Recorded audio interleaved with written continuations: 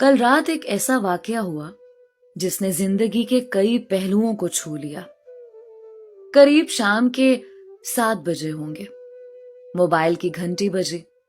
Phone उठाया तो उधर से रोने की आवाज आई। मैंने चुप कराया और पूछा कि भाभी जी, आखिर हुआ क्या है? उधर से आवाज आई, आप कहाँ हैं और कितनी देर में आ सकते हैं? मैंने कहा, आप परेशानी बताएं, और भाई साहब कहाँ हैं और माँ जी किधर हैं? आखिर हुआ क्या है? लेकिन उधर से सिर्फ एक ही रट कि आप फौरन आ जाइए।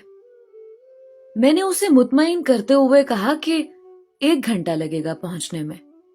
जैसे तैसे घबराहट में पहुंचा। देखा कि भाई साहब, जो हमारे जज दोस्त हैं, सामने बैठे हुए हैं। भाभी जी रोना चीखना कर रही हैं। 12 साल का बेटा भी परेशान है और 9 साल की बेटी भी कुछ कह नहीं पा रही। मैंने भाई साहब से पूछा कि आखिर क्या बात है?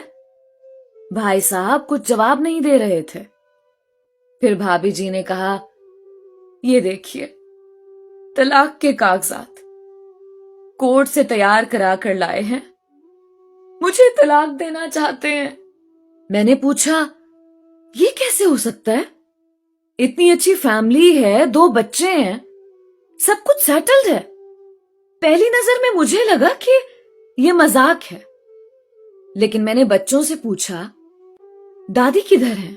तो बच्चों ने बताया, पापा उन्हें 3 दिन पहले ओल्ड एज होम में शिफ्ट कर आए हैं। मैंने नौकर से कहा, मुझे और भाई साहब को चाय पिलाओ। कुछ देर में चाय आई। भाई साहब को मैंने बहुत कोशिश की चाय पिलाने की, मगर उन्होंने नहीं पी। और कुछ ही देर में वो मासूम बच्चे की तरह फूट फूट कर रोने लगे और बोले, मैंने 3 दिनों से कुछ भी नहीं खाया है। मैं अपनी 61 साल की मां को कुछ लोगों के हवाले करके आया हूं।